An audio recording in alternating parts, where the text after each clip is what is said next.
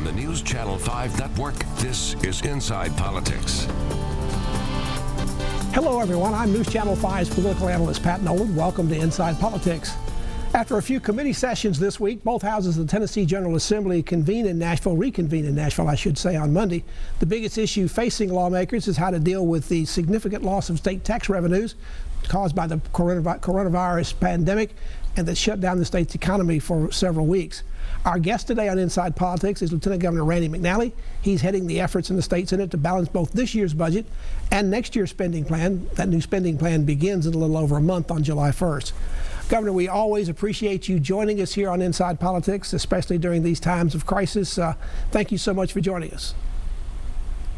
Well, thank you, Pat. Glad to be here. Governor Lee this week announced he's asked the departments to come up with a plan that could be implemented as early as July 1st that would see 12% cuts in departmental budgets, I guess, across the board to some degree. You went on the Hill for a long time. Are we headed perhaps towards what may be the worst fiscal crisis in at least recent Tennessee history? We very well could be. I think that we had a fiscal crisis in 2001, 2002. We had one in 2007, 8, and 9. The previous ones were more like V's, and the revenues dropped and then they recovered fairly quickly.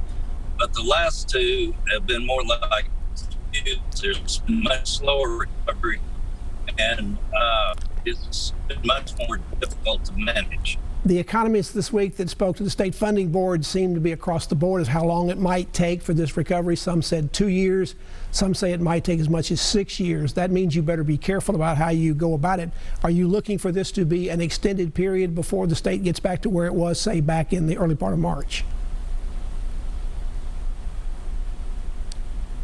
Well, we'd like to see the economy pick up, but that's, dependent on what happens with the COVID virus or what happens with anything else that could disrupt the economy significantly. So we have to be prepared for that. But I'm hoping that the economy will pick up and that people will be back at work and sales will pick up, retail sales will pick up, and things will look better in the fall. The governor's asked for these cuts to be coming in from departments by the end of June. You have to have a budget by the end of June. Does it look like you're going to have to basically allocate a certain amount of money for the state and let the governor and his department heads figure out how to spend it? How happy will your members be that they're not necessarily going to be involved in making the decisions about who gets what and what gets cut? No, I think the legislature will go over and review the cuts with the governor. We had a meeting today with leadership and the governor and Commissioner Ely, and I think we'll be fairly well versed on what the situation is and what we have to do to work our way out of it. When you see these cuts that come out, are you expecting them to include layoffs? And do you have any idea what the size they might be and how much across the board they might be? Will there be some areas that might be protected, see essential services or first responders? Layoffs only give us one-time money, and we're looking at recurring funding sources. So I don't think layoffs would be on the table. There could be some incentives for early retirements, like similar to what we did during the Bredesen years. So at this point, there's some talk in what the Commissioner Ely talked about this week about zeroing out some programs for future years. Are we looking at getting rid of some state programs, and which ones do you think most likely might be on the chopping block? Well, I can tell you some that won't. And certainly the BEP funding will not be on the chopping block. And I think that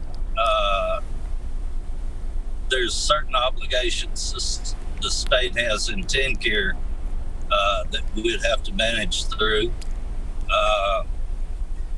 So there'll be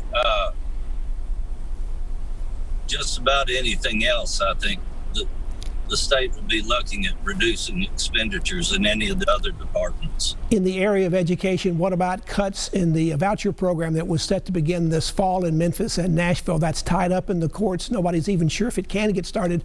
But should the state go ahead and maybe convince the governor to go ahead and wait and start it next year when you know a little bit better about whether you're going to have the funding to do it?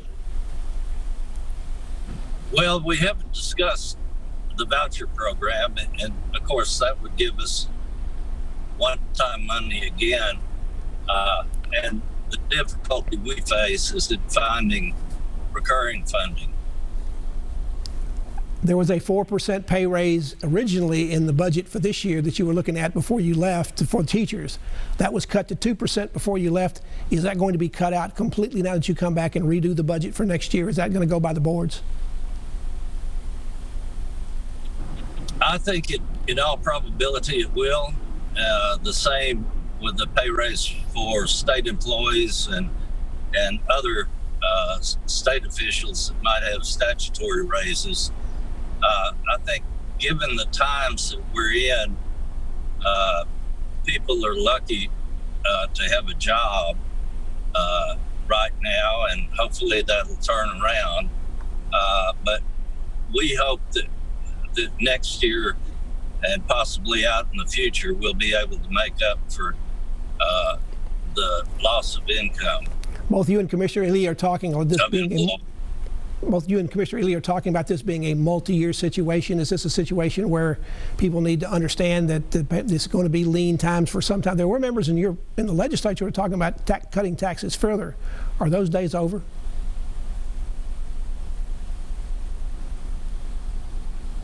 I think for right now, we probably will not have any future tax cuts. Governor Randy McNally is our guest on Inside Politics. We're talking about the situation with the state budget, the critical situation it's in right now. Back to continue our conversation with Lieutenant Governor after this break.